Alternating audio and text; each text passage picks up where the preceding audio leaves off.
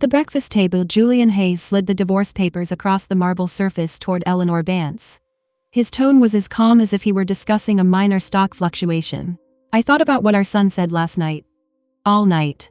If he wants Sophia Leo around that badly, then I'll agree to a divorce. I'll relinquish my claim to custody of Leo. I'll walk away with nothing. You can transfer my share of our marital assets into Leo's trust fund. Consider it my contribution to his upbringing. Eleanor set down her coffee cup, her brow furrowed. Were you just talking to me? Julian glanced down. The blue light on his Bluetooth earpiece was blooming steadily. She instantly understood. He hadn't heard a single word. A familiar wave of helplessness washed over her. For 5 years this had been their reality. Every time she spoke she was met with this same impenetrable wall of disregard. It was like the past few months when he'd come home every night smelling of a perfume that wasn't hers.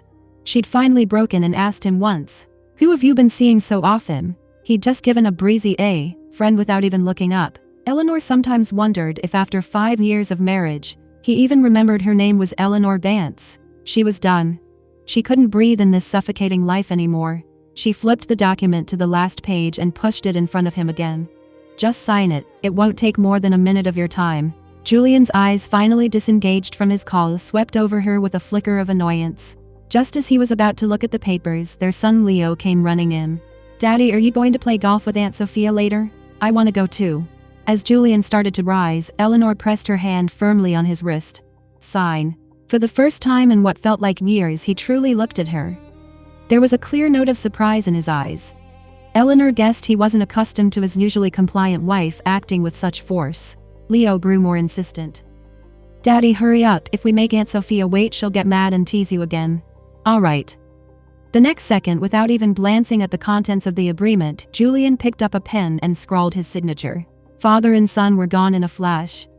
Eleanor stared at the signed document, unable to decide if his action was a sign of complete trust or utter indifference. She picked up the pen, and next to his powerful signature, she carefully wrote her own name, one deliberate stroke at a time. In this lifetime, the names Eleanor Vance and Julian Hayes had appeared side by side only twice. The first time was on their marriage certificate, the second was here. As she finished, a single tear fell onto the page. She gently wiped it away, placed the papers in a pre-addressed envelope for her lawyer, and went upstairs to pack. Opening her closet, Eleanor was confronted by a wardrobe full of clothes that felt alien and garish. Not a single piece was something she truly loved. No one knew that the girl she was before 16 loved bungee jumping, drove fast cars, and laughed without restraint. But after marrying Julian Hayes, she had been molded and reshaped. She had to be gentle, serene, her smile, a carefully measured curve. The Hayes family never needed an individual. They needed a suitable Mrs. Hayes. Even after sanding down all her edges, she hadn't earned an ounce of his affection. Instead, she became a running joke in Julian's circle.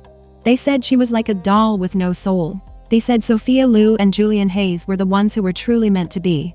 Thinking of this, looking at the clothes that symbolized her role, a wave of nausea hit her. She rushed to the bathroom and dry heaved over the toilet. When she was done, she looked up at the mirror. Her makeup was perfect, but her eyes were hollow. Divorcing him was the rightest decision she had ever made. She refused to be strangled by the title of Mrs. Hayes any longer. She wanted to break out of this gilded cage and be herself again. Finally, she dug out a dress she hadn't worn since before her wedding and called her best friend Chloe. "Can you come pick me up?" The Hayes penthouse was never her home.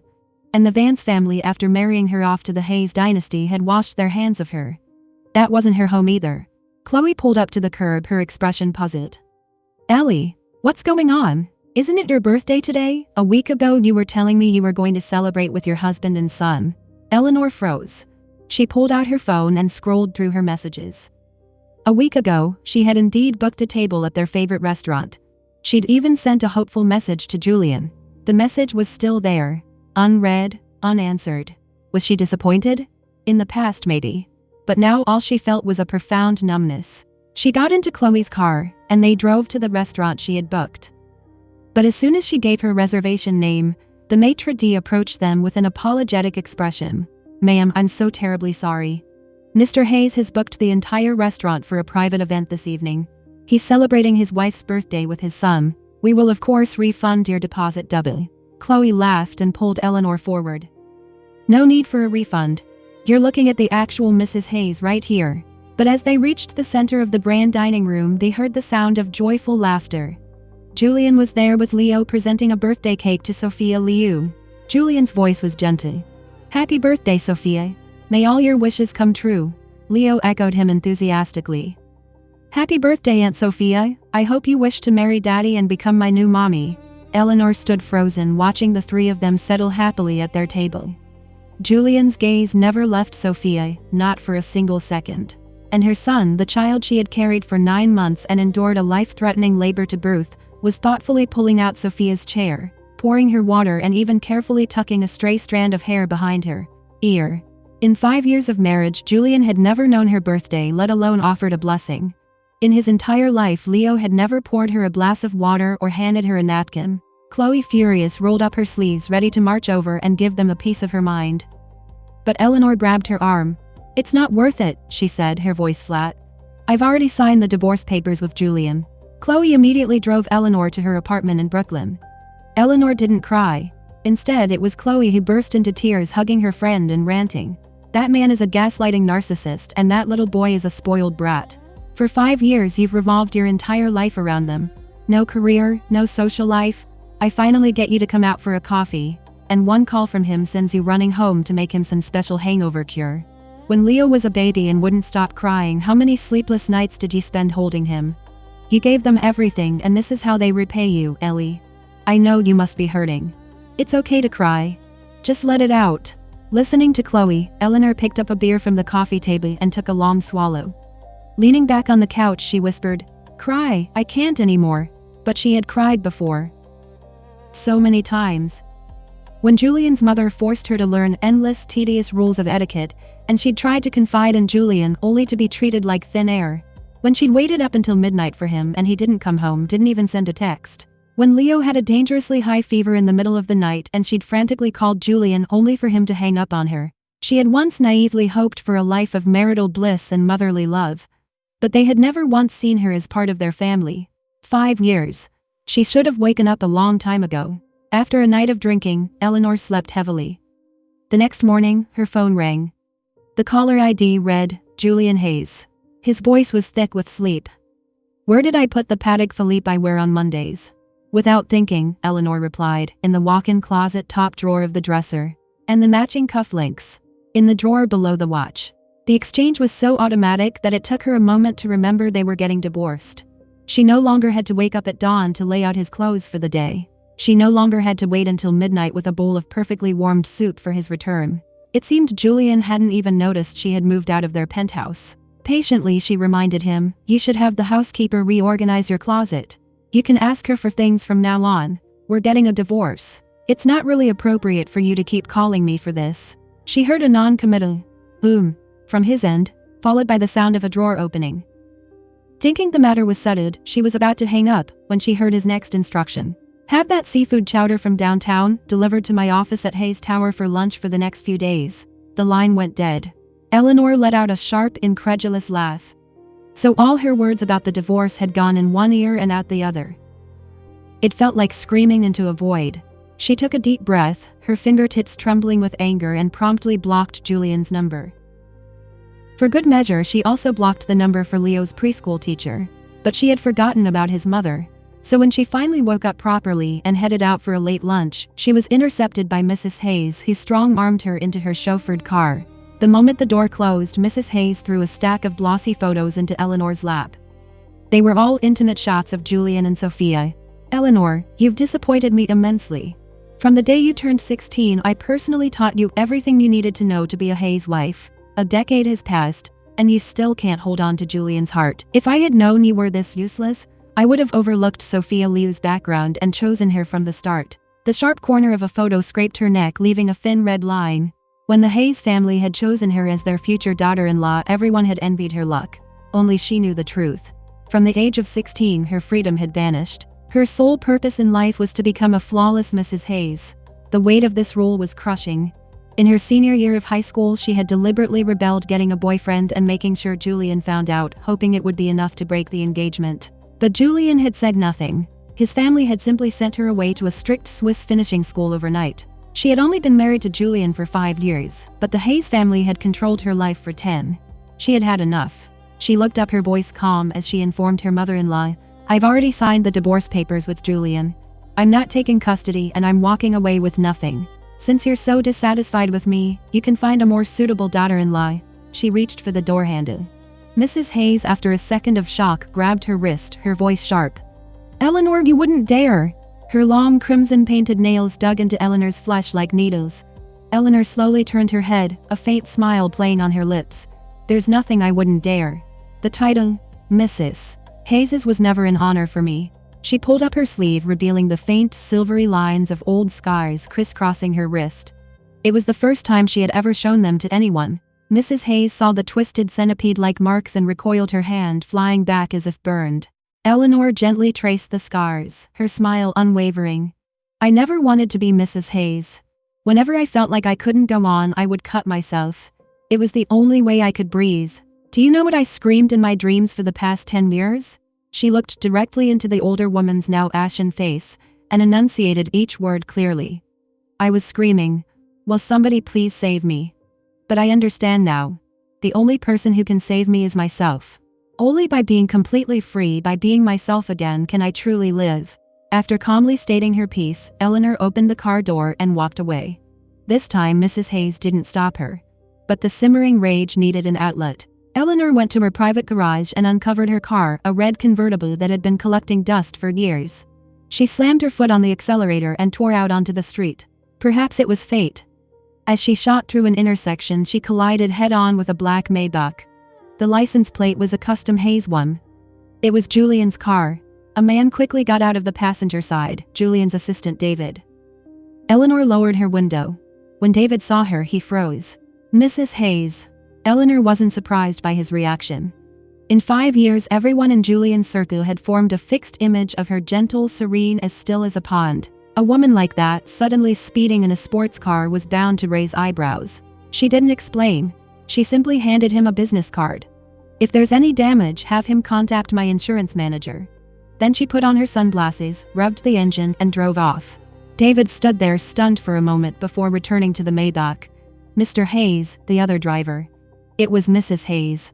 Julian, rubbing his temples in the back seat, just said coolly, "Let's go." As if it made no difference to him whether the driver was a stranger or his wife. David wisely said no more. But no one could have predicted that 3 hours later, the couple would meet again. This time, it was at a private racetrack in the suburbs. Julian was there to sign a land development deal with a partner. Coincidentally, a race was underway, the atmosphere electric. A red sports car was dominating the track, taking the lead with sheer speed and power, winning the championship with ease. When the driver got out of the car, a hush fell over the crowd. Clad in a form-fitting crimson racing suit that highlighted a lean, elegant figure, the driver captured everyone's attention. Even Julian's eyes held a clear glint of admiration. Then the driver removed the helmet, revealing a familiar face. David, standing beside Julian, gasped. Mr. Hayes. Mrs. Hayes is an incredible race car driver. Julian didn't speak. He just watched the fervent gazes of the men around them, fixated on Eleanor, his brow tightening slightly. Eleanor had noticed Julian's stare long ago but didn't acknowledge him. For years, unless they were at a mandatory high society gala, she had always pretended not to know him in public. It was what he preferred. So when the race organizer, who was from out of town, came to introduce them, Eleanor played along with his charade. She extended her hand politely. Mr. Hayes, a pleasure to finally meet you. Julian remained expressionless, creating a moment of awkward silence. Just then, Sophia Lou's voice drifted over. Julian, are you finished? If you are, let's head back to the office for lunch. I'm craving that seafood chowder your housekeeper makes. Eleanor turned to see Sophia getting out of the Maybach and walking over to Julian, linking her arm through his as if it were the most natural thing in the world. Perhaps feeling that Eleanor was no threat, Sophia even offered her a small, triumphant smile. As they walked away, someone nearby commented, Mr. Hayes even brings his wife along for business meetings. They must be so in love. Julian's assistant, who hadn't left yet, shot Eleanor a strange look. Eleanor knew exactly what he was thinking. What a pathetic woman, can't even hold on to her own husband. She said nothing, simply turned and left the racetrack. The first thing she did was call her lawyer. How long until the divorce certificate is ready? 7 days, the lawyer replied. 7 more days. Fine. She had endured 10 years. 7 days was nothing. She could wait. But just as she'd composed herself, her phone rang again. It was Julian's assistant. Mrs. Hayes, the CEO, is asking when the seafood chowder will be delivered. Also, Leo's teacher called. She can't reach you. His craft project wasn't brought to school. Would you be able to drop it off? Eleanor suddenly remembered. The night before Leo had asked her for a divorce, she had been sitting at the table painstakingly sewing a handmade project for him from a video tutorial. When she left, it was only half finished. She looked up at the clouds drifting freely in the sky and said calmly, "Tell Julian there is no more seafood chowder. There will never be any again. As for Leo's affairs, I will no longer be involved. Don't contact me again." She then blocked the assistant's number as well. In the CEO's office at Hayes Tower, David held his phone looking awkward. "Sir, Mrs. Hayes hung up on me. When I tried calling back, it went straight to voicemail. I think she blocked me. Maybe you should try." Julian frowned and for a rare change took out his own phone. He found the contact labeled wife and sent a message. "What's this tantrum about?" A second later, a red notification appeared below his message. "This person has enabled friend verification. You are not their friend yet. Please send a friend request." David leaned over and happened to see the message history on Julian's phone. The last message received was Eleanor's birthday invitation from a week ago. He couldn't help but exclaim, "Oh, Mrs. Hayes' birthday is the same day as Miss Liu's, so yesterday was her birthday too. Sir, did you get her a gift?" Julian was silent for a moment before replying flatly, "I wasn't aware." David wasn't surprised. After all, Eleanor had sent numerous messages and Julian hadn't replied to a single one. Before David could say more, Julian instructed, "Get her a supplementary birthday gift. You can handle the arrangements." "Yes, sir." David nodded. But as he looked up, he saw that Julian was already engrossed in a document, as if the instruction was a mere afterthought. David sighed quietly and slipped out of the office to pick out a gift. That evening, Eleanor received the birthday gift sent by Julian's assistant. She was a little surprised but refused it without a second thought. She honestly couldn't understand what Julian was trying to do. Her birthday was over. What was the point of a gift now? Besides, for the last 10 years her only birthday wish had been the same freedom. By agreeing to the divorce, Julian had in a roundabout way granted her that wish.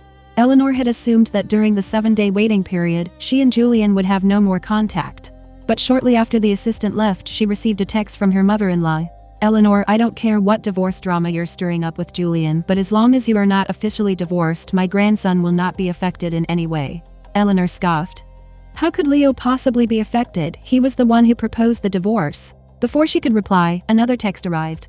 "If you don't want this divorce to get messy, you will come to the family estate this weekend to be with my grandson as usual." Eleanor remembered that Julian disliked having too many people around, so, after they married, they moved out of the Hayes family estate in Greenwich and into the Manhattan penthouse. After Leo was born, they had a standing weekend routine of taking him back to Greenwich. Today was Friday. Normally she would have already picked Leo up from preschool and be preparing for the trip. Julian was always busy, rarely home before 10 p.m. This time Eleanor went straight to the estate. To her surprise, when she arrived, Julian was already there. She ignored him and started walking towards the second floor, but he blocked her path. He asked inexplicably, "Did you like the birthday gift?" Eleanor looked at him confused. Did he not know she had refused it? Then again, it wasn't surprising. He treated her like she was invisible. Why would he remember if she had accepted a gift or not? Not wanting to talk to him, she just gave a perfunctory nod. But then he continued, "Leo is carving a wooden charm for Sophia. I've arranged for you to go upstairs and help him finish it." So accepting the gift came with strings attached. Eleanor gave a cold laugh, deliberately shouldered past him and went upstairs without a word. Julian frowned but said nothing. On the second floor, Leo was sitting at his desk intently focused on carving with a small knife. As she got closer, she saw a beautifully finished wooden good luck charm on the table beside him. He was trying to replicate it. Her footsteps must have disturbed him. He looked up, and the moment he saw her, he quickly snatched the finished charm off the table. His lips pressed into a thin line of displeasure. "Mom, this is the one Daddy carved for Aunt Sophia. You can't steal it." A sharp pain like a knife twisting shot through Eleanor's heart. She couldn't believe it. The child she had once treasured more than her own life was looking at her like a thief. Staring at Leo's face, which was a miniature version of Julian's, she felt a suffocating tightness in her chest. "You don't have to be so defensive. I have never wanted anything that belongs to someone else. Besides, your father and I are getting divorced soon. Your dear Aunt Sophia will be your new mother before you know it." Suddenly, Julian's cold, reprimanding voice came from behind her. Eleanor, what kind of nonsense are you filling his head with? Are you even a fit mother? It was probably the longest sentence Julian had ever spoken directly to her. Eleanor turned around, looked at his indifferent face and smiled faintly. You're right, I'm not fit. So you should find him one who is. With that, she walked toward the door. Eleanor Julian grabbed her arm, his deep voice laced with a warning. At that moment, Leo's smartwatch buzzed. He chirped happily. Daddy, it's Aunt Sophia video calling. The next second, Julian let her go.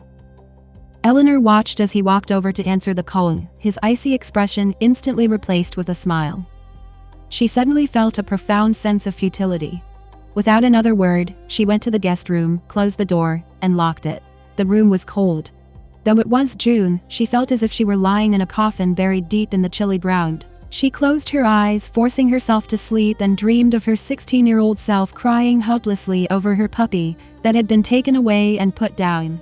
Because Julian was allergic to fur the future, Mrs. Hayes could not have a dog. Then she dreamed of being 19, sent by her father to that Swiss finishing school. She had been top of her class with a guaranteed spot at Yale, but she was locked away in that iron-gated institution learning how to be a wife. In her dream, they were both crying, telling her, Eleanor, walk forward. Don't ever look back. Eleanor would not look back. From the moment she handed Julian the divorce papers, she was prepared to burn everything to the ground. If the rest of her life was going to be spent as a caged bird, she would rather die. Her dreams that night were chaotic, but her internal clock still woke her at 5 a.m. In her old life, she would now be getting up to prepare breakfast for Julian and Leo, warming a glass of milk. She rubbed her temples. Remembering her mother-in-law's threat, she got up and went downstairs. But when she got there, she learned that Julian and Leo had left early. They had gone with Sophia to watch the sunrise. Eleanor found it laughable. It was painfully obvious to anyone with eyes that Leo didn't need her as a mother, yet Mrs. Hayes insisted she return to the estate. In the eyes of the Hayes family, she had never been treated as the lady of the house, yet she was required to be present wherever the Mrs. Hayes was supposed to be, even if only as a decorative base. After surviving the weekend, Chloe immediately arranged for them to visit a local university to watch the college baseball team practice. You need to de-stress, she said. The 18-year-old athletes were charming, calling her ma'am and showering her with attention. After a few days of this, Eleanor's mood genuinely improved. Chloe was thrilled.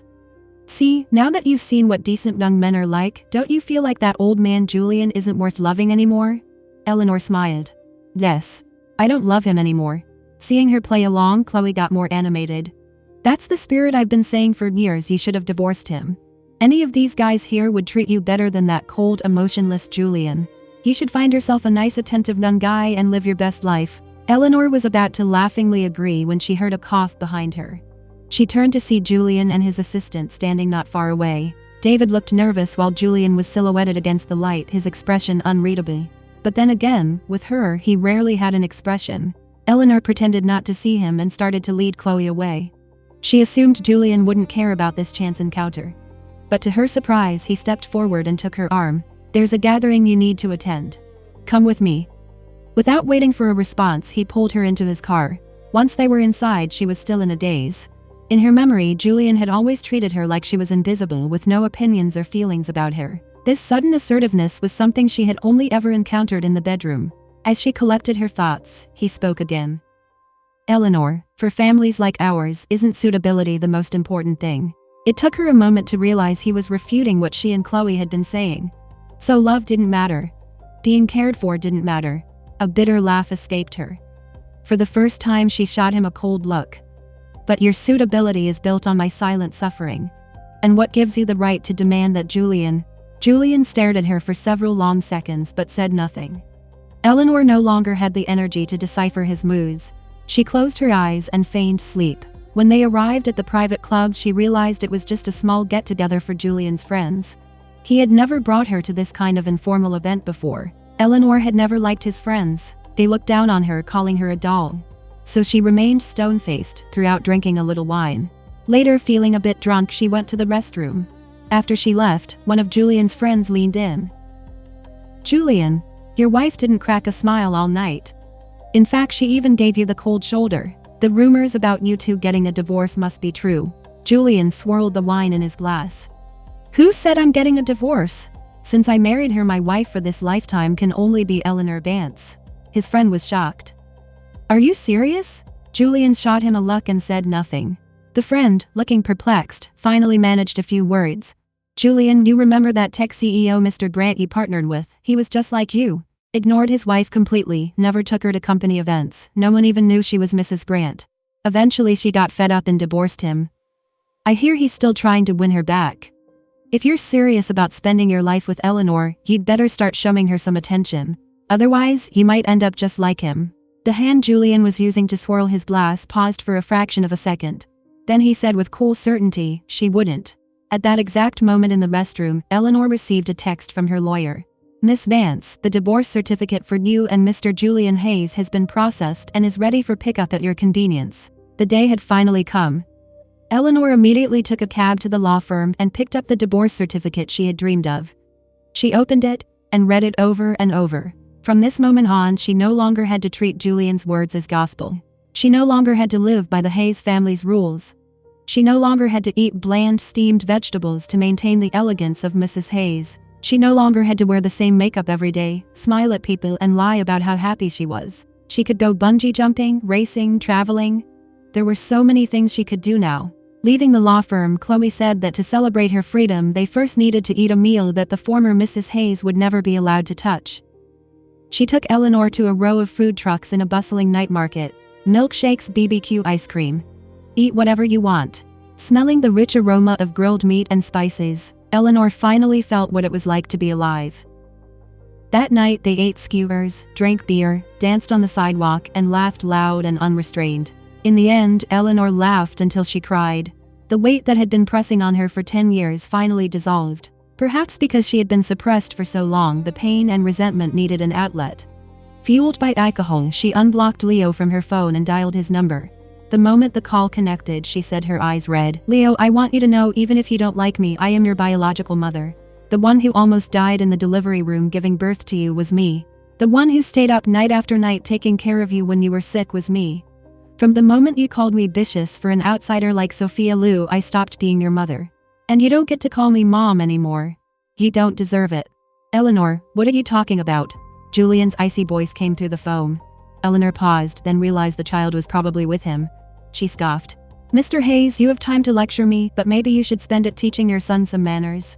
Did you know that the night before my birthday, your son told me to divorce you to make way for Sophia Liu? And the funny thing is, that was the longest sentence he's ever said to me. Congratulations, Julian. I've given all of you what you wanted. With that, she blocked Leo's number again. After a night of drinking with Chloe, Eleanor booked a flight out of the country the next morning. She knew she had been a bit extreme last night. And once news of the divorce spread, her own family would not let her go. They might even try to force her to go back and beg Julian for forgiveness. Or worse, they might try to marry her off to someone else for a good price. She had to get out of New York. She wasn't coming back. After saying goodbye to Chloe, Eleanor packed a small bag and headed for the door. To her surprise, she saw the black Maybach parked a short distance away. Julian got out with Leo and walked toward her. Leo apologized to your mother. Leo, his face pale, clutched his shirt and bowed stiffly. Mom, I'm sorry. I shouldn't have said those things to you. I shouldn't have said I wanted you and Dad to get divorced. I know I was wrong. Will you forgive me? Eleanor gave a small laugh. No need to apologize. She had already vented her feelings and didn't care anymore. But then, to her utter astonishment, Julian spoke. I apologize. I didn't raise him well. It's my fault too. It was a miracle. The day she heard Julian Hayes voluntarily apologize. But could a simple sorry erase all the hurt? No. But Eleanor remembered the package in her bag, the one she had planned to mail to Julian from the airport. She said directly, Julian, if you're truly sorry, then give me a ride to the airport. Julian looked puzzled. The Hayes family doesn't have any overseas engagements scheduled. Where are you flying to? Eleanor gave a sarcastic smile. So aside from Hayes family business, I'm not allowed to have my own life. That's not what I meant. For the first time, Julian looked genuinely flustered. But she didn't care. It was Julian who had driven her to the wedding into the Hayes family's prison. It was only fitting that he should be the one to drive her away to personally sever their last connection. The ride to JFK was silent. Before getting out of the car, Eleanor handed Julian a beautifully wrapped box. A final gift. Julian paused, confused by her choice of words, but he took it. Thank you. Leo looked up at her, his small face hopeful. What about me, Mommy? Eleanor smiled. Yours is in there too. After all, it's a gift for both of you. You should be happy about it. She added, don't open it for an hour. By then my plane should have taken off. For a rare moment Julian's expression softened. He even said, come back soon. She just smiled without replying and turned away. She wasn't coming back.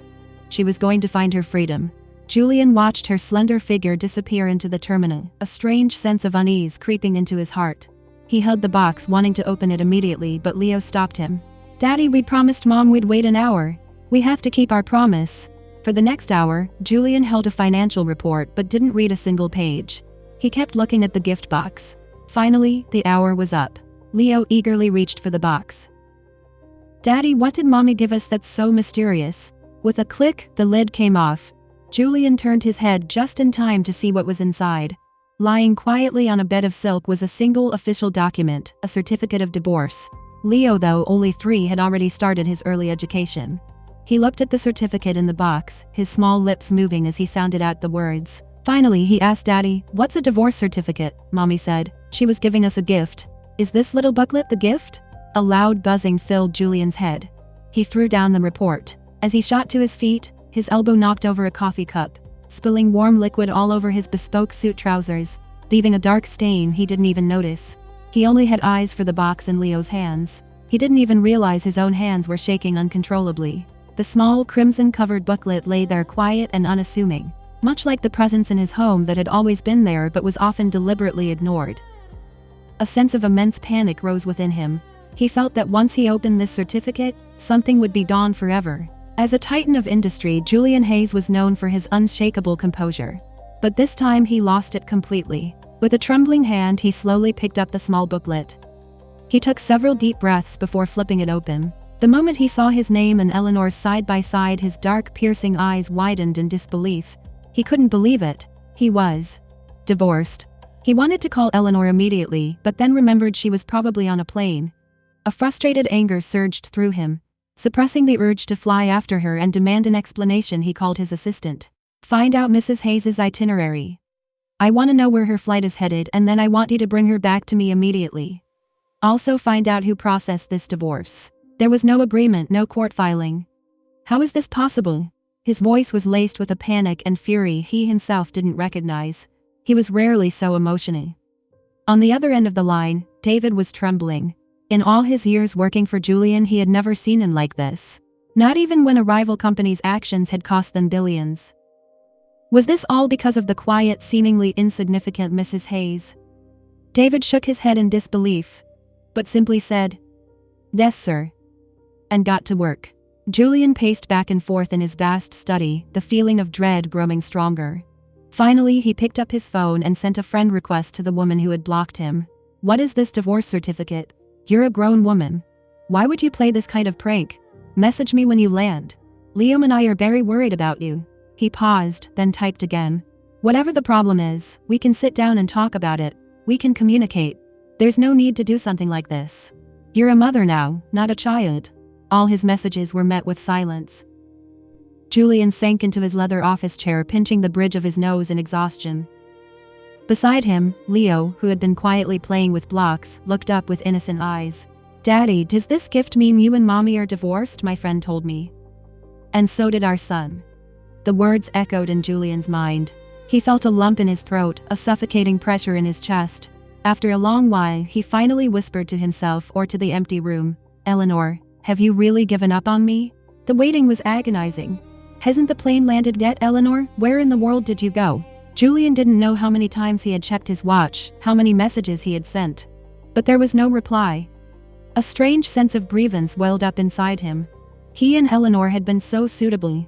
They had gotten along fine for 5 years. Why would she suddenly divorce him and leave without a word? He suddenly remembered Eleanor's voice on the phone yesterday. A cold sweat broke out on his forehead. Just then his phone rang. He answered instantly without even looking at the caller ID.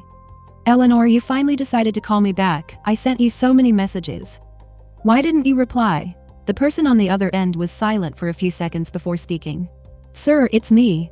Julian glanced at his phone screen. The little bit of energy he had regained instantly vanished. He pinched his brow, his voice low. Sorry.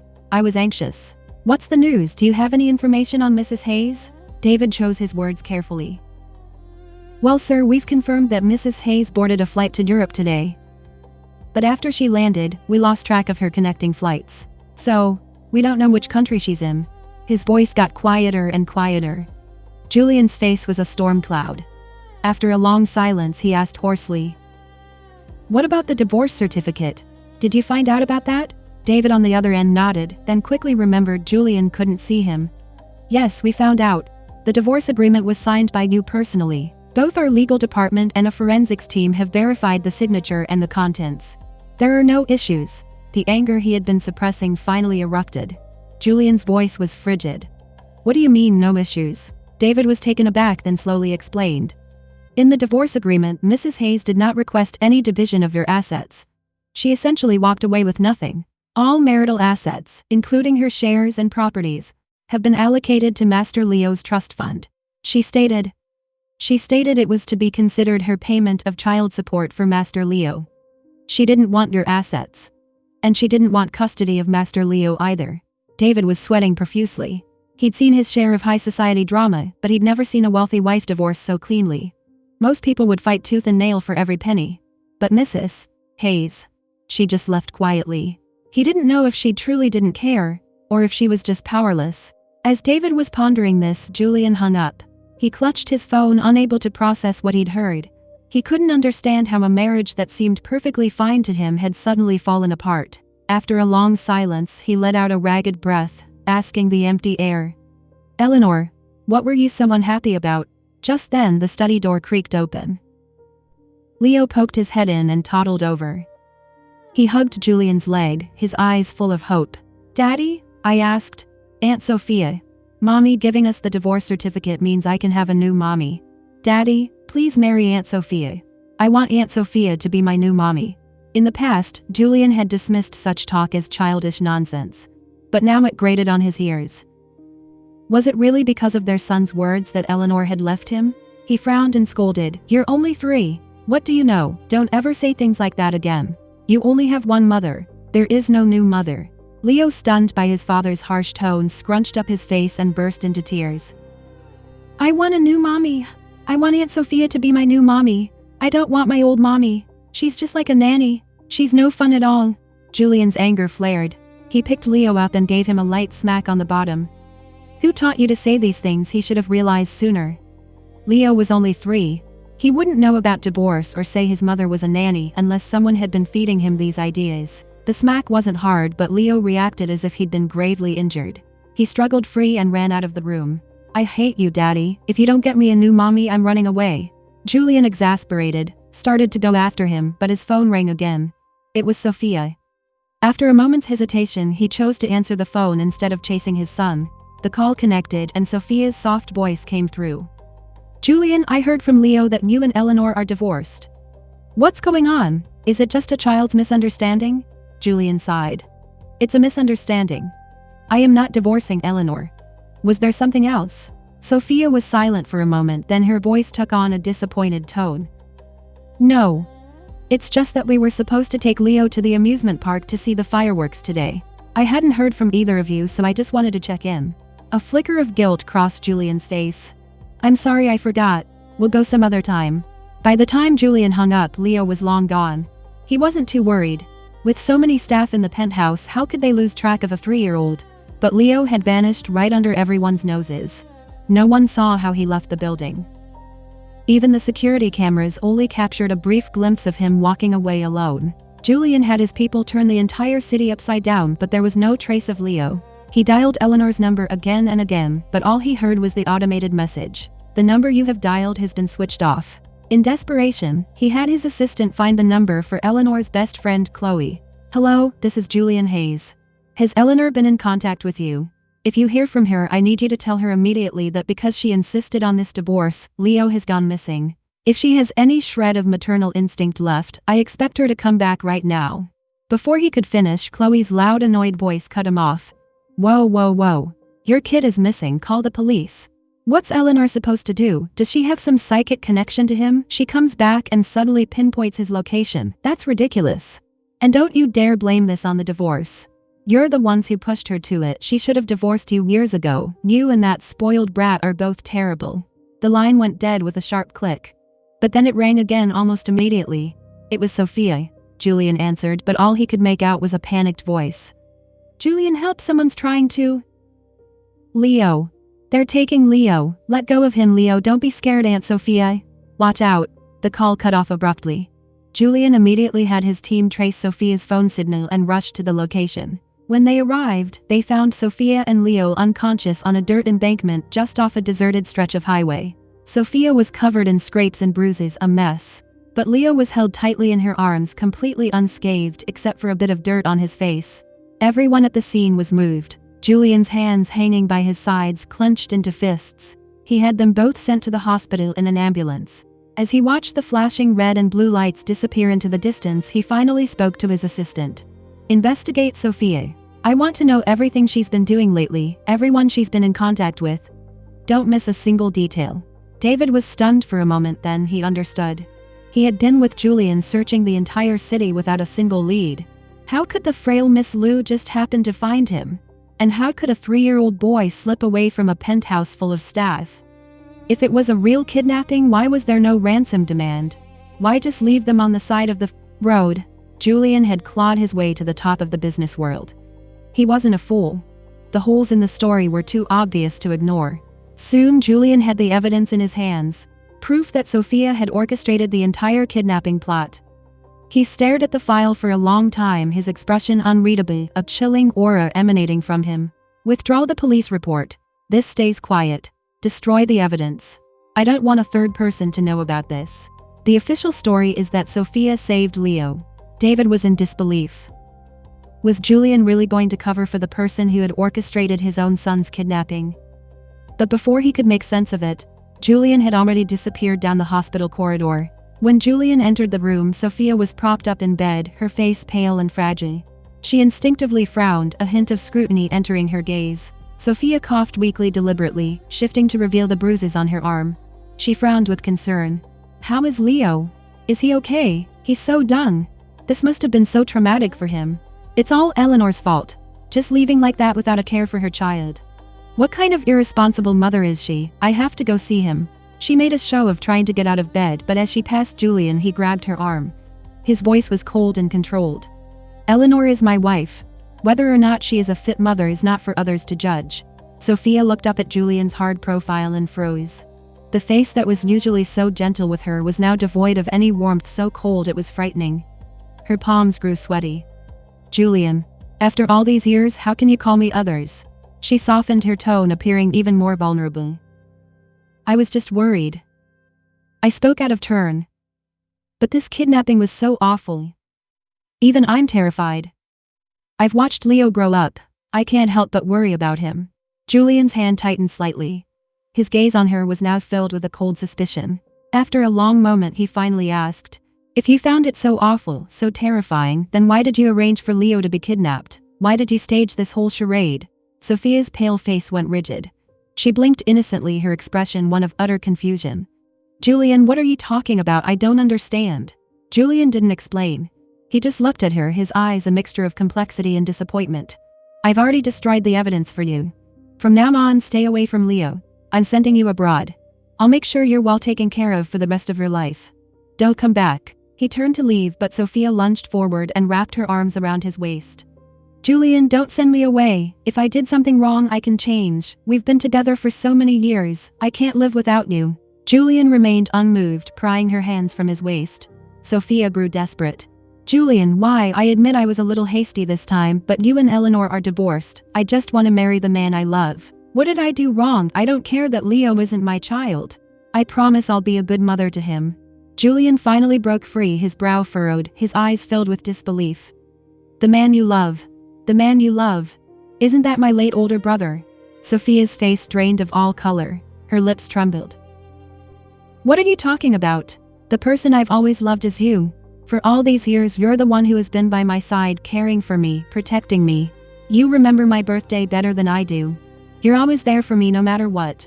You treat me better than you treat your own wife. Don't you love me? It's true." For a moment, something in Julian's mind snapped. He took a step back from Sophia. I took care of you to fulfill my brother's last wish. I have no romantic feelings for you and I will never marry you. The private jet will be ready today.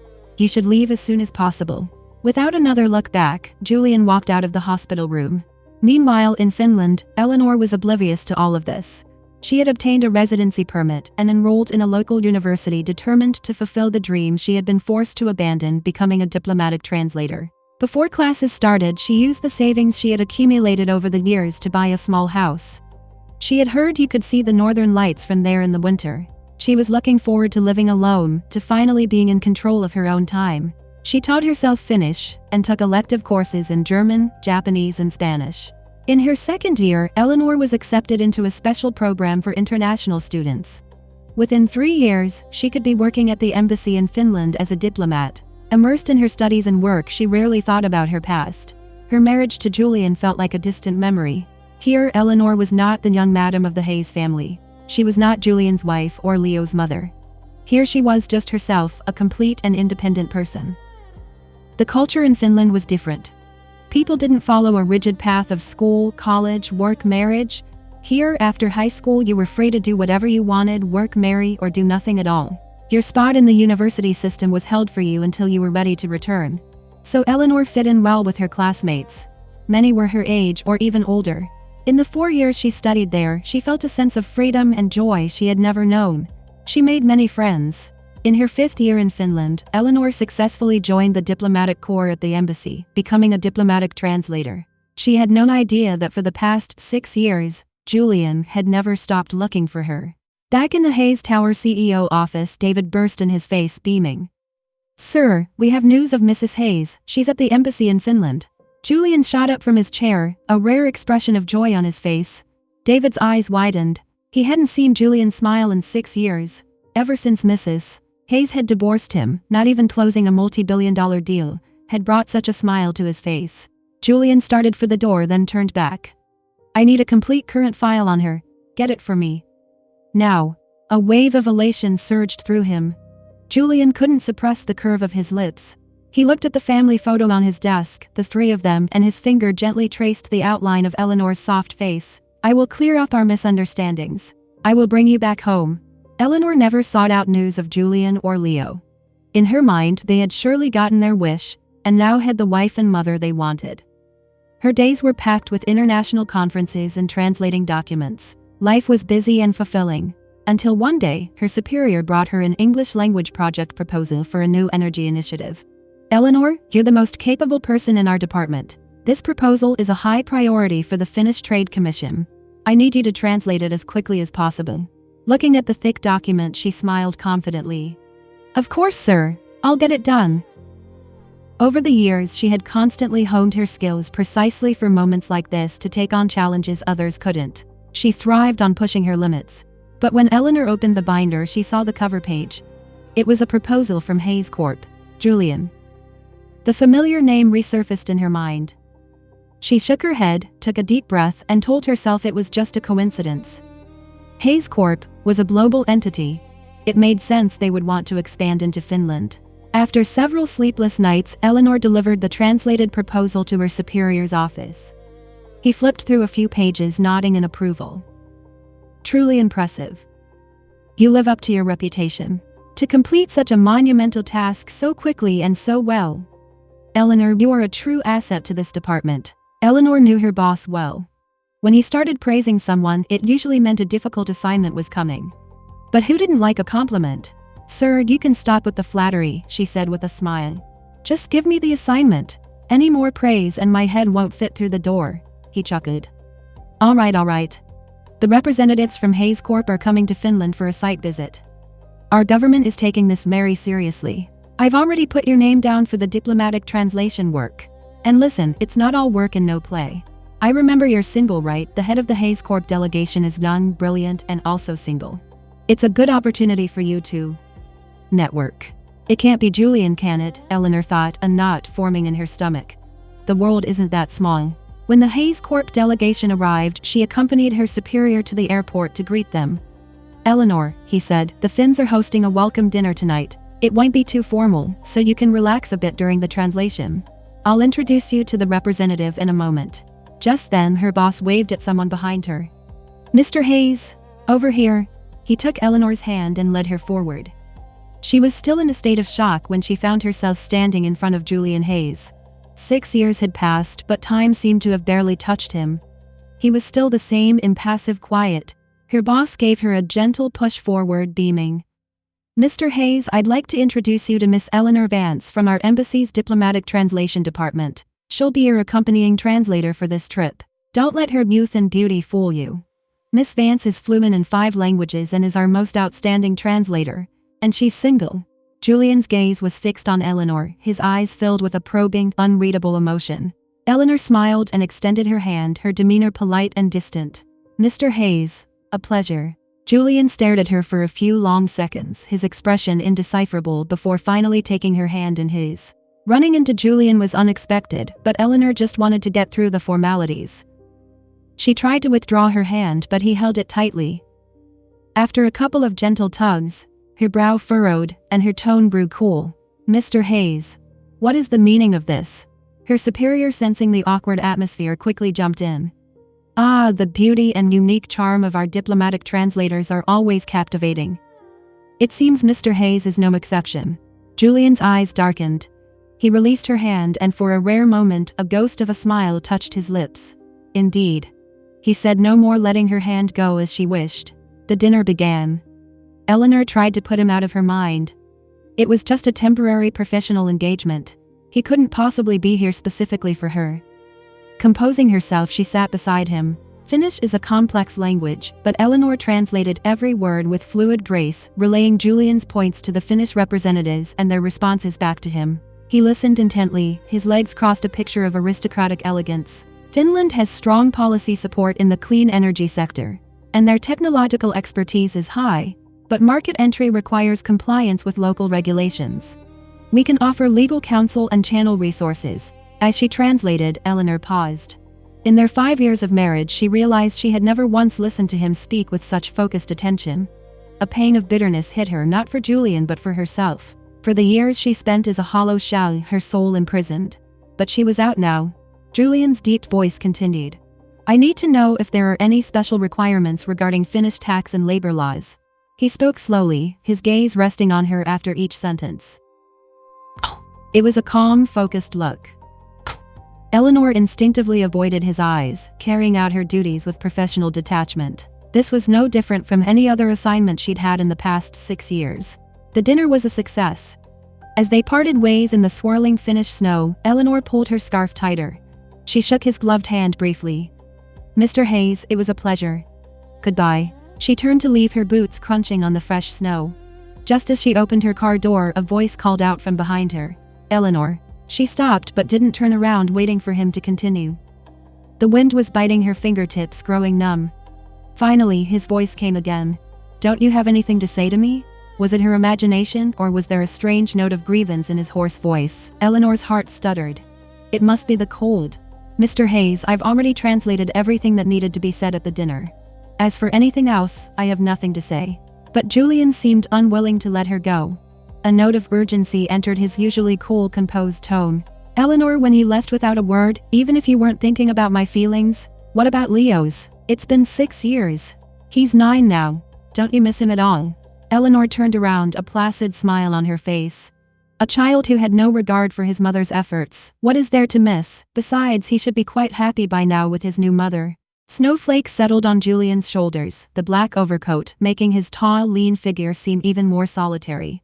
He frowned, his eyes filled with a confusion that seemed genuine. He sighed, a small cloud of condensation in the frigid air, and walked toward her through the snow. For once his voice was soft. "Leo. He didn't disregard your efforts. He was just too young to know how to love. And he won't have a new mother. His mother will only ever be you. That is not up for debate. Too young to know how to love." Eleanor's gaze traveled over Julian's face, down the strong line of his jaw to his thin, expressive lips. The idea was almost comical. Julian and Leo knew how to remember Sophia's birthday, how to put thought and effort into a handmade gift for her.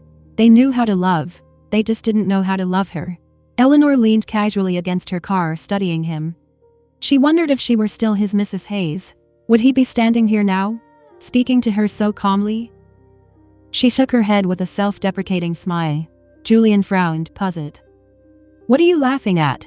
Eleanor didn't shy away from his gaze, her smile wide and unabashedly mocking. When you hear something funny, don't you laugh, Mr. Hayes? Whether we're divorced or not, we're hardly in a position to reminisce. You know next to nothing about me, and I have absolutely no interest in reliving a past that involves you. Without waiting for his reply, she got in her car, slammed the door, and sped off. Back home, Eleanor went through her nightly routine and collapsed into bed. Perhaps because she had seen Julian, images of the past flooded her mind. 5 years of trying to be the perfect wife and mother, never once being herself. In her 6 years abroad, she had rarely thought of those times. She had been too busy compensating for her lost youth, her stolen college years. She had forgotten she was ever anyone's wife or mother. But Julian's appearance had forced all those buried memories to the surface. She pulled the duvet tighter, a deep weariness settling over her. She fell asleep quickly. In the middle of the night, a neighbor's dog began to bark, furiously waking her. The images from her dream, Julian's indifferent face, Leo's wary eyes dissipated. She took a few deep breaths to clear her head and went to the window to see what the commotion was. Standing outside her front door, still in the same black overcoat, was Julian. Eleanor had no idea how he had found her address, but she found the situation absurd. In the Finnish polar night, with temperatures dropping to 20 or 30 below 0 Celsius, he wouldn't last the night dressed like that. She had no doubt that if she left him out there, she would find a human-shaped ice sculpture on her doorstep in the morning. Though she didn't know what he wanted, she opened the door and let her ex-husband in. The last thing she needed was the trouble of him freezing to death outside her house. By the warm fireplace, she politely handed Julian a mug of coffee. His knuckles were red with cold and he was shivering uncontrollably. He cupped his hands around the warm mug, taking a long moment before he could speak. He offered her a weak smile. "Thank you." Eleanor's gaze flickered. Julian rarely smiled at her. Most of the time he was cold and expressionless. She frowned, her voice sharp. "Julian, what do you want?" Julian lowered his eyes. The frost on his eyelashes slowly melted, forming a single crystalline drop that clung there, making him look surprisingly vulnerable. His lashes trembled, and the drop fell. When he spoke, his voice was faint, perhaps from the cold. "I want to know why we got divorced." Eleanor stared at him, and he met her gaze without flinching, his eyes filled with genuine confusion. A mix of emotions churned inside her. So everything she had endured for 5 years had been completely and utterly ignored. She sighed suddenly, regretting letting him in. She should have just turned off the lights and gone back to bed. Let him freeze. Her throat felt tight. After a long moment, 2 unfamiliar words came out. Eleanor. It was comical. The first time he had ever called her by her first name with any real intent was 6 years after their divorce. She wrapped a blanket tighter around herself and sank into an armchair, her gaze on him laced with irony. "Julian, has it ever occurred to you that the very fact you don't know the reason for our divorce is the reason for our divorce?" Julian's posture stiffened, a look of profound confusion on his face. He was always like this. His prestigious background, his successful career, his sharp mind, they made him adept at handling everything and consequently indifferent to everything. It was as if he believed the world would always move along the tracks he had laid for it. Perhaps Eleanor was one of the few derailments he had ever experienced. Somehow her eyes began to burn. She quickly shifted her position, swallowing the lump in her throat. "Julian, before the divorce I told you many times. I said since you and Leo both like Sophia so much, I'll agree to a divorce. I'll give up custody of Leo and walk away with nothing. Our marital assets can be transferred to Leo's name as a final contribution from his unloved mother. I told you all of this word for word." She leaned forward, her eyes locked on his. "But Julian, do you remember any of it?" Julian's hands tightened around the mug. He frowned as if trying desperately to recall something, but the blankness in his eyes betrayed him. He remembered nothing. Eleanor, of course, knew this would be the result. He had never truly listened to a single word she had said when she was his wife. Back then, to him, Eleanor had been a nominal partner, a glorified nanny, and a stand-in for Sophia's needs. A knot of frustration tightened in her chest. A malicious thought crossed her mind. She wanted to make him hurt. But then she realized, nothing she did could probably hurt him. He had never cared. His current persistence was likely just about his derailed plan, a blow to his authority. He loved being in control. Julian hung his head, his voice filled with a defeated apology. "I'm sorry. I honestly don't remember you saying those things. I was probably busy. But if that's your reason for divorcing me, I really can't accept it." Eleanor sipped her coffee, preparing for a long night in the perpetual twilight of the Finnish winter. She raised an eyebrow. Oh, what about the scent of another woman's perfume on your clothes every night when you came home? Is that a good enough reason? Julian's expression froze. He seemed to have caught a contradiction in her words, but he shook his head as if the idea was preposterous. Sophia. You divorced me because of her. The surprise in Julian's voice was palpable, as if divorcing him over Sophia was even more ridiculous than divorcing him for never listening to her. Eleanor just sipped her coffee and nodded coolly. Yes. He came home every day smelling of her perfume. Leo was constantly talking about wanting Aunt Sophia to be his new mom. Was I supposed to just cling pathetically to the title of Mrs. Hayes is a position I never even wanted? Julian's face went unusually pale. So, you suspected I was cheating on you? Eleanor held up a single finger and wagged it in front of him. Not suspected. When you started taking Sophia to every event and didn't correct people when they introduced her as your wife. When your friends mocked me to my face and joked about how you and Sophia were a better match. When you signed the divorce papers without a second glance, just so you could go and be with her. Whether you were physically cheating or not became irrelevant. Divorcing you was about not letting myself suffocate in the prison of being Mrs. Hayes.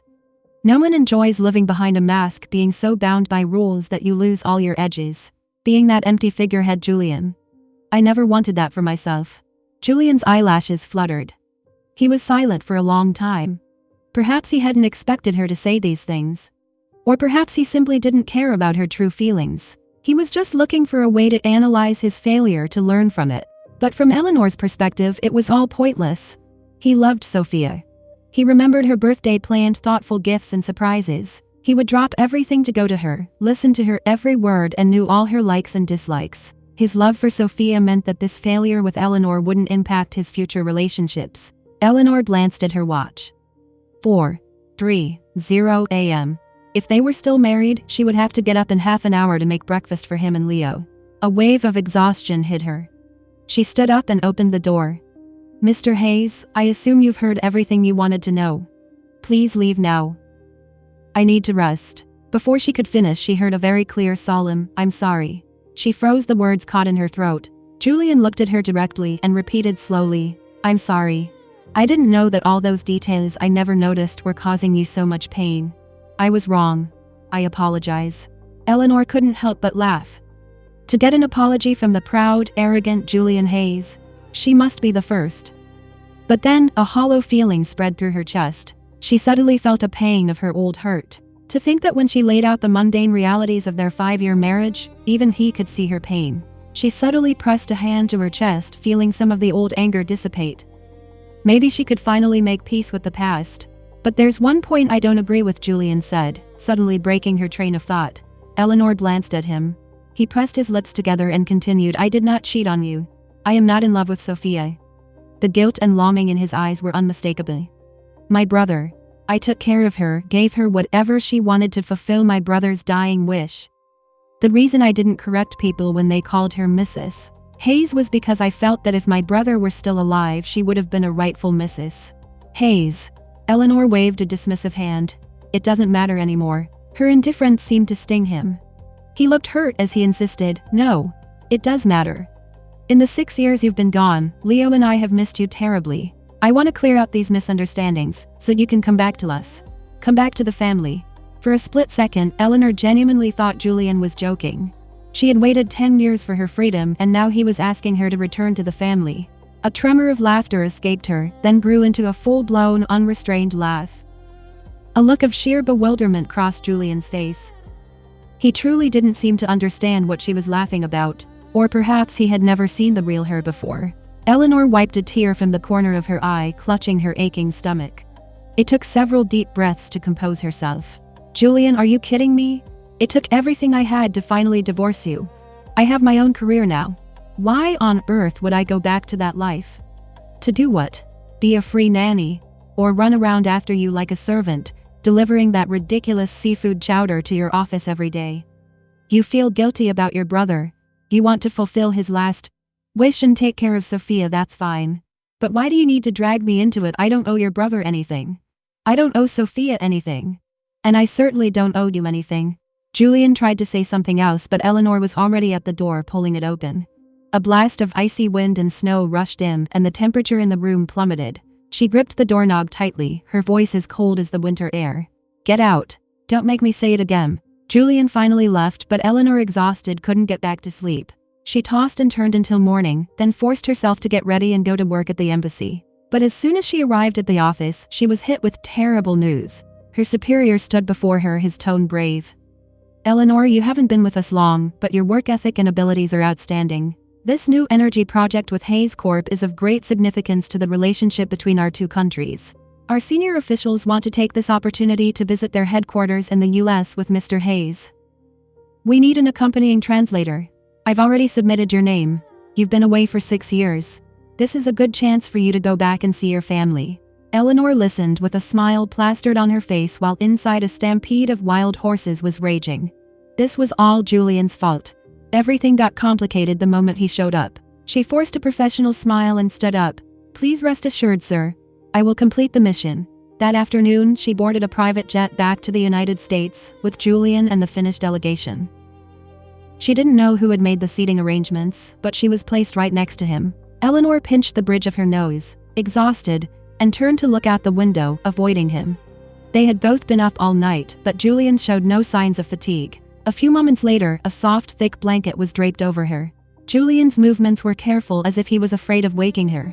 But she wasn't asleep, she just didn't want to look at him. To Eleanor, Julian was a man she had once genuinely loved and admired. He was also the chains that had bound her. Their relationship had been severed the moment she signed the divorce papers. She just hadn't expected that as soon as she stepped off the plane, she would see the son with whom she shared only a biological connection. Leo was standing in the waiting area holding his grandmother's hand. At 9 years old, he was no longer a soft round toddler.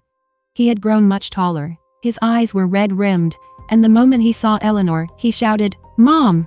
The members of the Finnish delegation exchanged confused glances. Someone whispered a question. Eleanor maintained her professional smile and replied smoothly in Finnish. "That little boy has probably lost his mother." Beside her, Julian's face darkened. So he understood Finnish. Leo started to run towards her, but his grandmother held him back. The dignified old woman didn't let him cause a scene. She simply took his hand and led him away. Eleanor knew Mrs. Hayes hadn't come here for a happy mother-son reunion. It was more likely a tactic to pressure her into something. But she no longer had any reason to obey. The days spent accompanying the Finnish delegation on their tour of Hayes Corp went smoothly.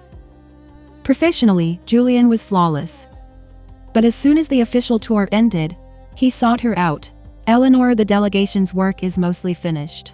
Would you like to come home with me and see Leo? He misses you." "Misses me." Eleanor couldn't help but picture the miniature version of Julian, his face full of disdain and rejection. She shook her head. "I don't think so. He never liked me before. After being gone for 6 years, he probably dislikes me even more. He wanted Sophia to be his mother. You want to honor your brother's last wish. Why don't you just marry her? It would be a perfect solution for everyone. And it would save your future wife the trouble of having to help you take care of your sister-in-law." Julian pinched the bridge of his nose and sighed wearily. "Eleanor, do we have to talk like this?" Eleanor gave him a cool glance. "Don't like it, we could just not talk at all." With that, she packed her things and went back to her hotel. As for her own family, there was no reason to go back. Learning that Chloe was also in the city, Eleanor's mood lifted. She quickly arranged to meet her. The moment they saw each other, Chloe's eyes lit up. She grabbed Eleanor's hands and spun her around. "This is it. This is the real you. It's been 6 years, but seeing you like this. I'm so happy for you, Ellie." When old friends get together, the conversation flows endlessly. Hours flew by. In the middle of their animated discussion, Eleanor's phone rang. It was an unfamiliar local number. She hesitated, then answered. A woman's tentative voice came through. "Hello, is this Leo Hayes' mother? I'm his homeroom teacher. Leo got into a fight at school with another student. I just called his father and he told me to contact you." Chloe, annoyed at the interruption, snatched the phone. "You have the wrong number." She hung up. "What is wrong with Julian? You're divorced. You don't even have custody. You've only been back for a few days and he's already causing trouble." Before she could finish, the phone rang again. Eleanor answered. The teacher's voice was now anxious and impatient. "Mrs. Hayes, I really must ask you to come to the school. Adult issues shouldn't affect a child's well-being." Besides, Leo hit the other boy hard enough to need stitches. The other parents are here and they're demanding you come and take him to the hospital. There was no choice. She and Chloe had to go to the school. In the principal's office, several young boys stood looking disheveled. All of them had parents with them except for Leo, who stood alone. The injured boy's mother was holding her son, pointing at Leo and scolding him. "What is wrong with you hitting so hard at your age? Didn't your mother ever teach you not to use your fists?" Before she finished, the other boys started snickering. Leo doesn't have a mother, his mom abandoned him, Leo's a loser with no mom. Leo's face turned crimson. Like a cornered wolf cub, he lunged forward to fight again. It was clear the Hayes family had given him some sort of self-defense training. But this time the other parents were there to protect their children. He didn't stand a chance. As he was pushed and fell to the floor, he saw Eleanor standing in the doorway. His eyes instantly reddened. Eleanor could see tears welling up, but he bit his lip hard, quickly turned his head and scrambled back to his feet. Eleanor ignored Leo's defiant posture. She walked into the room, her gaze sweeping over the adults. She made a simple introduction. "I am Leo Hayes' biological mother. His father and I are divorced, and I do not have custody. For any financial compensation you will need to speak with his father, Julian Hayes." At her words, Leo looked up at her in disbelief. From the corner of her eye, Eleanor saw him quickly wipe his eyes as if afraid she would see him cry. This child. Wasn't he the one who was always pushing for a divorce? Where were these tears coming from now? At the mention of Julian Hayes, the other parents exchanged glances, their aggressive demeanor softening considerably. Julian's name was a fixture in the financial news. Few people didn't know who he was. This was a minor issue that could have been easily resolved without his personal involvement. But he had deliberately pushed it onto her. Did he think this would reawaken her maternal love? Did he forget that love has to be mutual? Even parents don't always love their children. Eleanor took a deep breath, pushing away the memory of her own father, dragging her to that Swiss finishing school. Ahem. Mrs. Hayes, even if you are divorced from Mr. Hayes, you still need to give us an explanation for your son's behavior. Eleanor nodded, her gaze lightly falling on Leo. Why did you fight? Leo jutted out his chin, refusing to speak. She no longer had the patience she once had to coax him. If you don't want to talk, then wait for your father to get here. I have other things to do. I don't have time to waste on this. Her words seemed to trigger him. Like a wounded animal, Leo turned on her, his eyes red as he shouted. They said, I don't have a mother. Are you happy now? Why didn't Dad marry Aunt Sophia? She would never ignore me like you do. I hate you. I hate you. Eleanor waited for him to finish, then raised an eyebrow. When your father and I were married, you wanted Sophia to be your mother. Yelling at me then was at least understandable. Now that we're divorced, if you want someone to be your mother, you should go and find her yourself. The other parents started whispering among themselves. Such a young child already trying to break up his parents' marriage. No wonder his mother left him. That Sophia Lou. I think I've seen her. Always with Mr. Hayes at those fancy events. I thought she was Mrs. Hayes. Turns out she's the other woman. At his age, Leo was sensitive. He couldn't stand hearing those words. He turned to run out of the office, but he only took a few steps before he stopped. Julian had arrived, flanked by his assistant and bodyguards. His face was a mask of indifference, radiating an intimidating presence. His arrival made the small office feel crowded. His cold gaze swept over everyone. What happened? No one spoke. Even Leo seemed afraid of him, standing silently with his head down. Eleanor gave him a cool look. You're here. Good. As the child's legal guardian, you should be the one to handle this.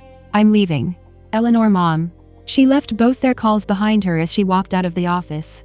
Chloe was waiting in the car. That little brat. He shouldn't have even bothered. You have no idea. After you left, he threw a huge tantrum, demanding Sophia be his new mom. Julian gave him one slap, and he tried to run away from home. Almost got himself kidnapped for real. I heard it was Sophia who bravely saved him. A match made in heaven, those two. They went straight to a bar, and the incident at the school was quickly forgotten. But she hadn't expected that when they stumbled out of the bar tipsy, they would run right into Julian and Leo. He was holding Leo's hand. They must have been waiting for some time. The moment he saw Eleanor, his expression flickered. All he said was, Eleanor, we need to talk. Julian was a man who didn't give up until he got what he wanted.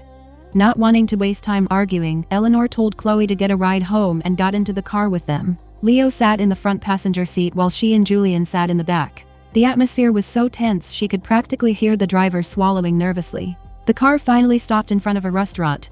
A valet rushed to open her door, but Julian beat him to it. Eleanor ignored the hand he offered and got out herself. Julian's outstretched fingers slowly curled into a fist, a look of disappointment on his face.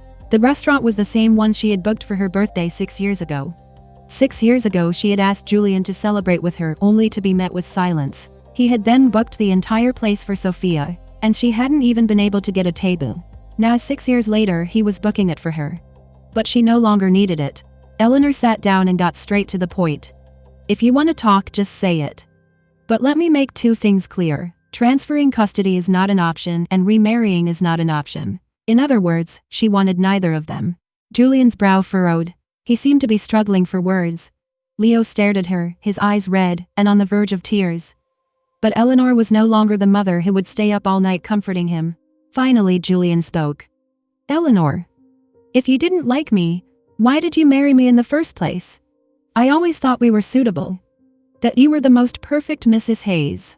A flicker of something that looked like pain crossed his eyes, but Eleanor was thrown back into a memory that made her shiver. She closed her eyes, trying to banish the horrifying images. It was no use. She had to admit that even though she was free, the past was still a part of her. She took a breath and a sip of water. If you were sent to a finishing school where you were abused every day, locked in dark rooms, physically punished, and the only way out was to become a template of a perfect society wife, you would have agreed too, wouldn't you? Julian stared at her as if he didn't understand what she was saying.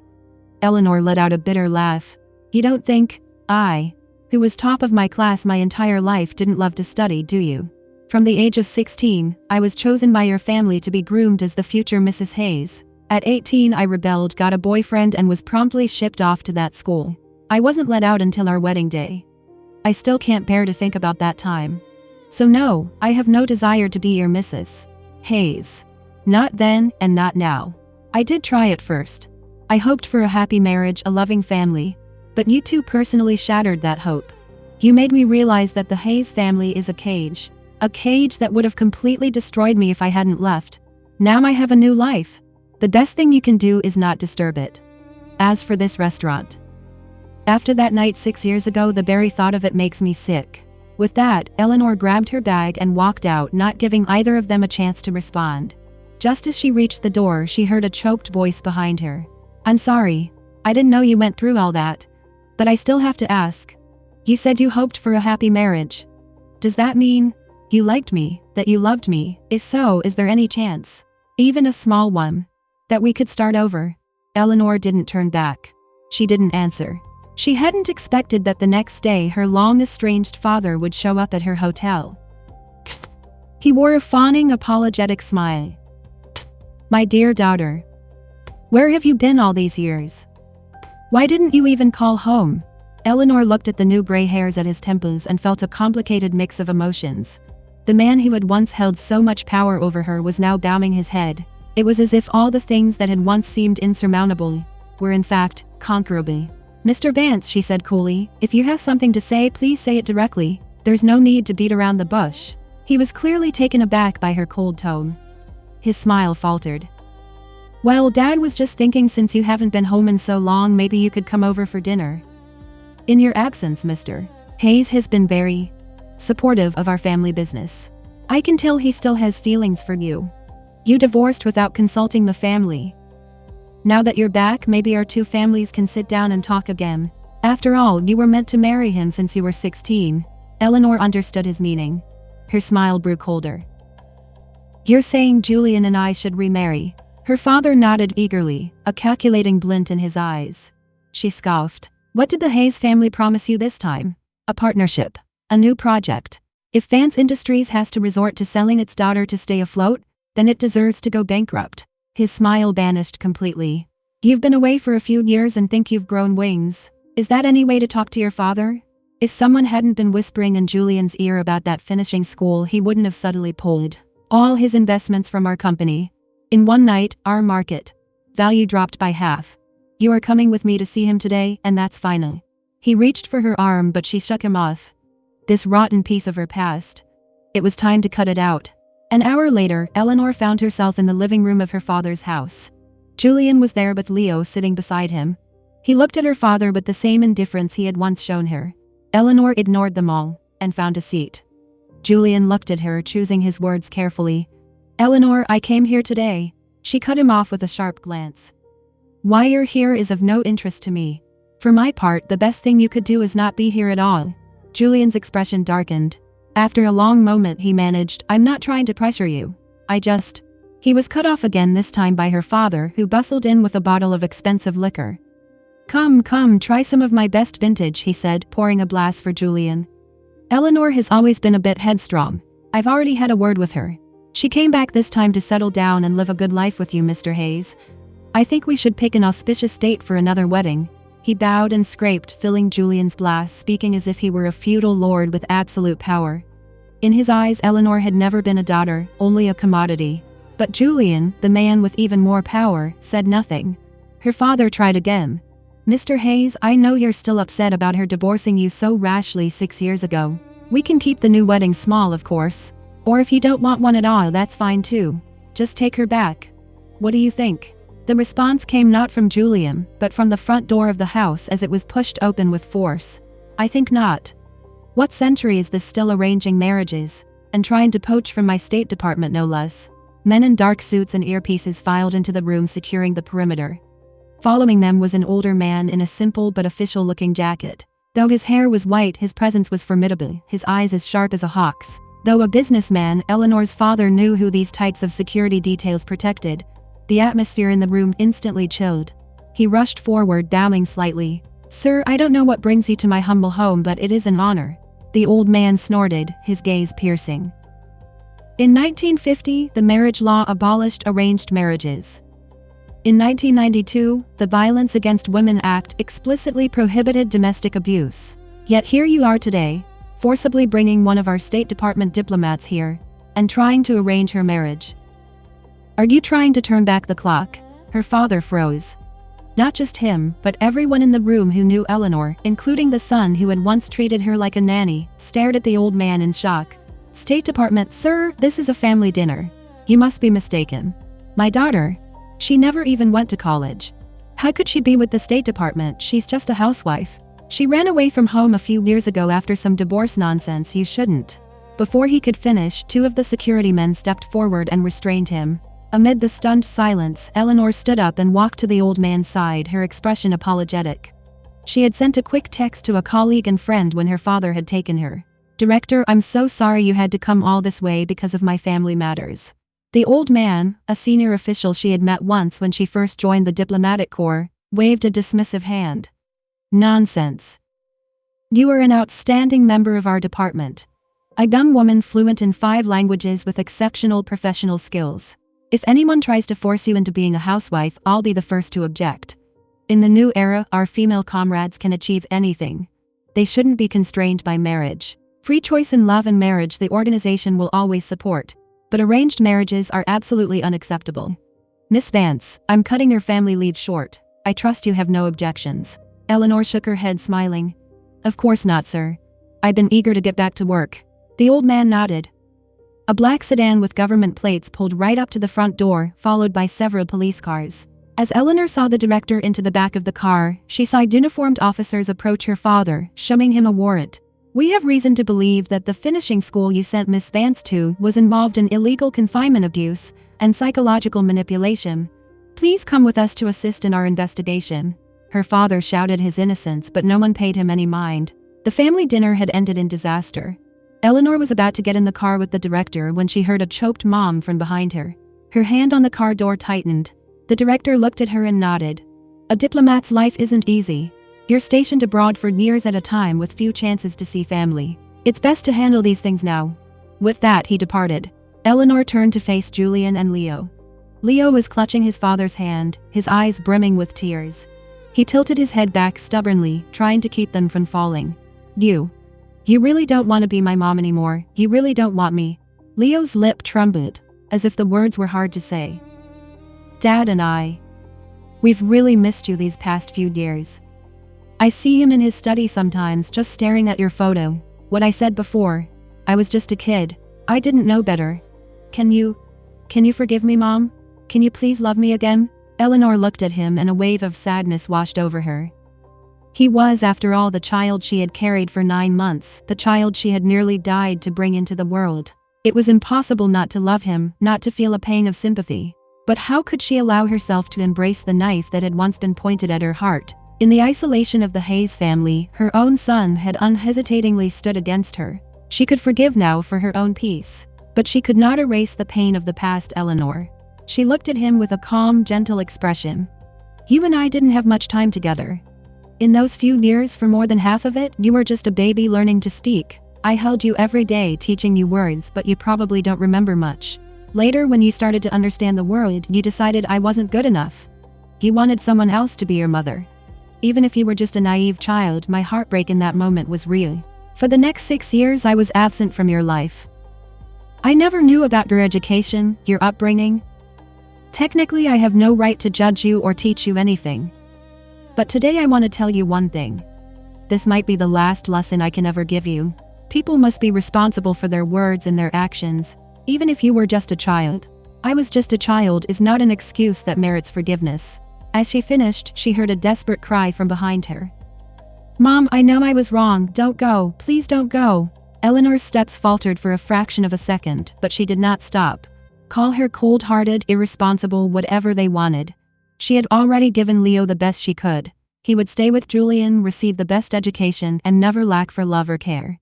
He would inherit the entire Hayes Corporation. The life others dreamed of would be his starting point. He had far more than he could ever imagine.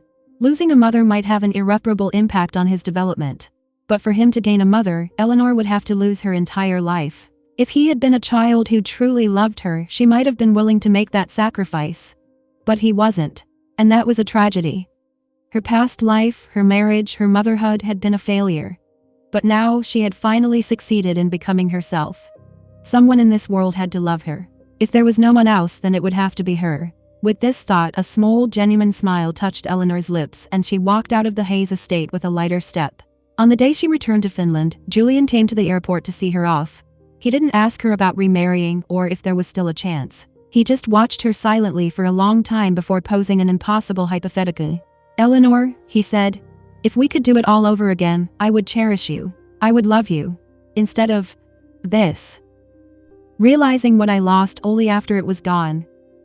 I always just assumed you would be there. I never imagined that nothing I did ever made you happy. Eleanor. I am so sorry. Eleanor didn't answer him. She just looked up at the departures board. You saw me off last time too. We just didn't get to say a proper goodbye. Julian. Let's say a proper goodbye this time. The word goodbye seemed to pierce Julian's composure. His brow twitched, his eyes filled with a suffocating sadness. Can't we? His lips trembled, but he couldn't form a complete sentence. Eleanor stood before him and opened her arms. Don't be so sad. We did share a part of our lives together. I'm an old friend who knows you well, right? Let's have a hug. Before she could finish, she was pulled into a warm, woodsy-scented embrace. Julian held her tightly, his arms constricting around her as if trying to merge her into his very bones. In their marriage, they had rarely shared such intimacy. A simple hug, holding hands, sitting down for a calm conversation, these were things Eleanor had once dreamed of. Things she had craved and never received. And now that she no longer wanted them, they were being offered freely. Eleanor sighed and gently patted his back. His shoulders were shaking. Leo, she said, her voice a little strained, please take good care of him. And if you find the right person, build a new family. Remember to be good to her this time. Julian held her even tighter, shaking his head. A single cool drop landed on her neck. Eleanor couldn't help but marvel at fate's cruel sense of humor. She had always believed Julian had no feelings for her, which was why she had left so decisively. She thought her departure was the best solution for everyone. She would gain her freedom. Julian would find love, and Leo would get the mother he wanted. She never thought it would all be a series of missed chances. Perhaps for Julian this relationship was also a regret. He whispered in her ear, his voice ragged. I'm so sad that I never held you like this before. For a moment Eleanor's eyes welled up, but then she smiled with a sense of release. She gently pushed away from him. It doesn't matter anymore, Julian. We both have to move forward. Don't look back. Julian took her hand, his gaze intense. I won't have a new wife. And Leo will only ever have one mother. I know the past hurt you deeply and you can't forgive us. But Leo and I will wait for you. If one day you want to see us, just tell me. No matter where I am, I will bring Leo to you immediately. Eleanor, my door will always be open for you. Just then a small figure darted out from behind a pillar. Leo, his eyes red, choked out, Mom, I know I was wrong. I'll wait for you. I'll wait until you're ready to be my mom again. Eleanor knelt down, and just as she had done countless times when he was little, gently wiped the tears from his face. I'm sorry, Leo. I can't stay by your side and fulfill all the duties of a mother. But I will always be your mother. That will never change. No one can take that away. But, before a mother can be a mother, she must first be herself. The airport announcement echoed through the terminal. Passengers for Finnair flight AY52 to Helsinki, please proceed to gate B12 for boarding. Eleanor stood up, gave Leo's head one last gentle pat and looked at Julian. Take him home. With that, she picked up her small carry-on and turned away without a backward glance. As the plane climbed above the clouds, the city below became a grid of glittering lights. Eleanor finally realized she had left again. Perhaps the bonds of blood would bring them together again in the future, but her choice would remain the same. The road ahead was long, but she had to be herself first.